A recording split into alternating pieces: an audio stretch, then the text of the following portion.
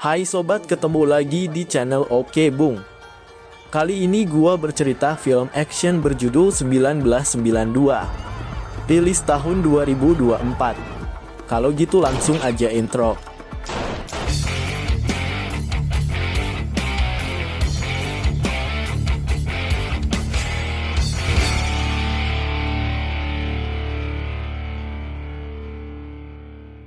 Cerita berlatar tahun 1992. Kisah diawali dari mantan napi kriminal bernama Mercer. Ia bermukim di Los Angeles bersama putranya yang masih bersekolah bernama Anthony. Karena ibu Anthony sudah meninggal, dialah yang bertanggung jawab atas remaja itu. Adegan beralih, masih di kota yang sama. Tampak lelaki bernama Regine bersama adiknya bernama Dennis.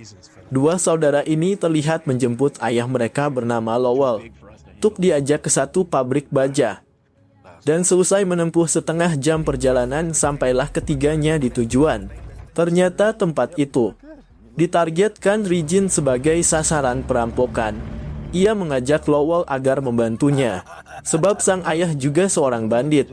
Pabrik ini memproduksi konverter katalik, semacam bahan pembuat knalpot, yang besinya memerlukan campuran platina. Benda itulah yang akan dicuri. Namun sialnya platinum ada dalam brankas, ucap Regine. Dan info tadi didapat dari teman yang bekerja di sana bernama Jimmy. Si Jimmy tidak sadar informasinya dikorek sedikit demi sedikit. Termasuk kode pembuka gerbang pabrik juga diberitahukan. Dan tak lama berselang, Mercer terlihat memasuki pabrik yang diincar. Rupanya pria ini kerja di tempat itu. Seusai berbasa-basi dengan satpam bernama Joe, ia langsung ke area peleburan platina.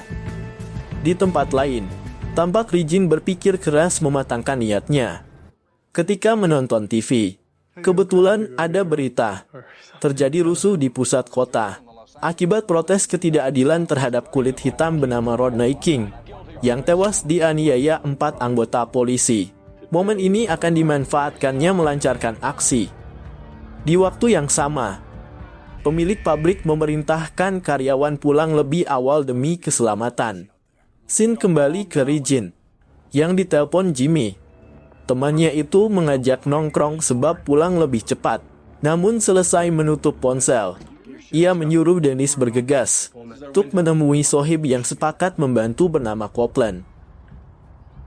Sementara di sisi lain, Mercer terlihat membujuk Joe, meminta diizinkan bermalam di pabrik dengan putranya, sebab khawatir rusuh makin parah. Singkat cerita, 1 jam kemudian tibalah rombongan Regine di kediaman Lowell. Tapi di luar perkiraan, sang ayah mengontak garong lain bernama Titus dan Murphy.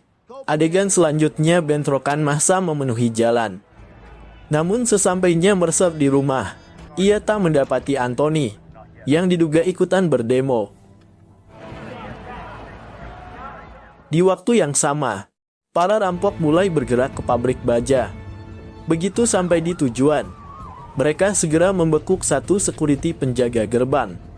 Memasuki area target, Joe yang lalai mengamati CCTV baru sadar ada penyusupan saat bertemu 6 garong di lorong kantor. Sialnya Titus sontak menembaknya hingga terkapar. Kejadian ini memancing kemarahan Regine, yang tidak mau ada korban jiwa. Seusai ketegangan tadi mereda, mereka lalu memutuskan sambungan telepon dan merusak server kamera pengawas. Sementara di tempat lain, Mercer tampak bingung mencari putranya. Setelah menyusuri jalan selama beberapa jam, ia akhirnya berhasil menemukan Anthony. Scene balik ke Regine, yang bersama kelompoknya berusaha menjebol brankas platinum. Namun para bandit tidak menyadari jika satpam yang dikira tewas masih bisa merangkak menyalakan tombol darurat mengontak polisi, serta mengamankan brankas dalam kurungan. Sontak hal itu membuat panik.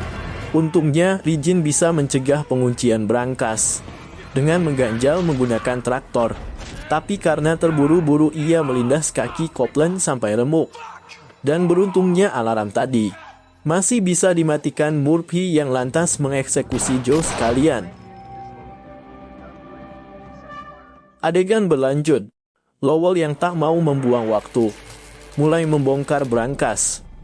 Setelah melubangi plat besi, Regine memasukkan bom ke dalamnya. Saat akan meledakkan benda tersebut, tiba-tiba sebuah heli polisi memantau lokasi ini. Ternyata alarm yang dinyalakan Joe direspon petugas. Karena tidak ada tanda mencurigakan, petugas berlalu pergi. Merasa situasi sudah aman, Regine menekan tombol detonator dan berhasil menjarah platinum. Kebetulannya scene yang sama. Mercer Anthony sampai di pabrik. Tanpa curiga keduanya melangkah ke ruang satpam. Namun mereka berpisah ketika Anthony ingin ke toilet sebentar. Dan waktu mengetahui Joe tewas, barulah Mercer sadar terjadi perampokan di tempat itu. Apesnya Titus Murphy mendeteksinya. Dengan spontan dia mengambil pistol security, menembaki dua pria asing ini. Tapi sial senjata di genggamannya terjatuh. Ia terpaksa sembunyi tuk balik melawan demi menyelamatkan anaknya. Sementara Regine yang tidak tahu kehadiran Mercer di dekatnya, sontak dihantam sampai pingsan.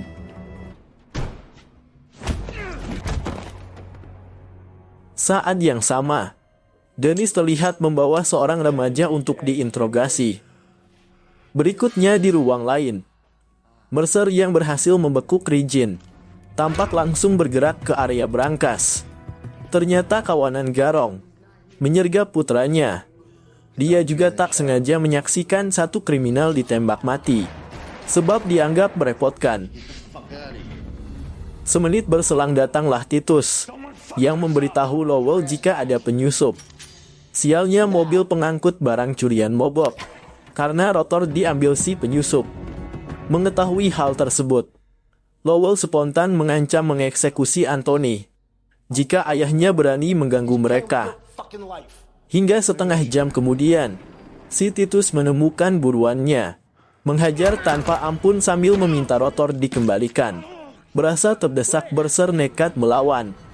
Beruntung ia terdorong ke senjata yang terlempar dan berhasil mengkilnya. Karena cemas menghadapi kondisi itu, Mercer iseng bercerita, jika rampok tua di kelompokmu membunuh anggota yang berkulit hitam. Begitu mendengar ini, Regine terlihat shock, sebab Copeland telah dihabisi oleh bapaknya sendiri. Dan tidak lama kemudian, terdengar Lowell di pengeras suara. Dia minta menukar si bocah dengan Regine serta rotor yang disembunyikan. Jika menolak, anaknya akan ditembak mati. Merasa tak punya pilihan lain, Mercer terpaksa menurut. Setelah rotor didapat Murphy, mobil pun bisa dinyalakan. Namun tiba-tiba Lowell merubah rencana. Ia malah berniat menghabisi Anthony. Di waktu yang sama terlihat Mercer membuka ikatan Regine. Ternyata keduanya sepakat bekerja sama untuk kabur. Sontak terjadilah baku tembak. Apesnya Murphy tidak sengaja menembak Dennis. Melihat hal itu, Regine segera membawa adiknya ke mobil pengangkut platinum, sekaligus mengajak Mercer Anthony.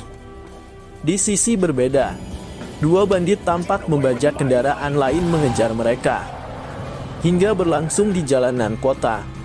Malangnya di tengah pelarian, Dennis tewas kehabisan darah. Peristiwa ini memancing amarah sang kakak, yang spontan menembaki kendaraan Lowell dan bisa menghabisi Murphy. Tapi lagi-lagi sial, Regine terluka akibat peluru yang dilesatkan ayahnya. Karena situasi semakin panik, mobil yang dikendalikan Mercer oleng sampai terbalik.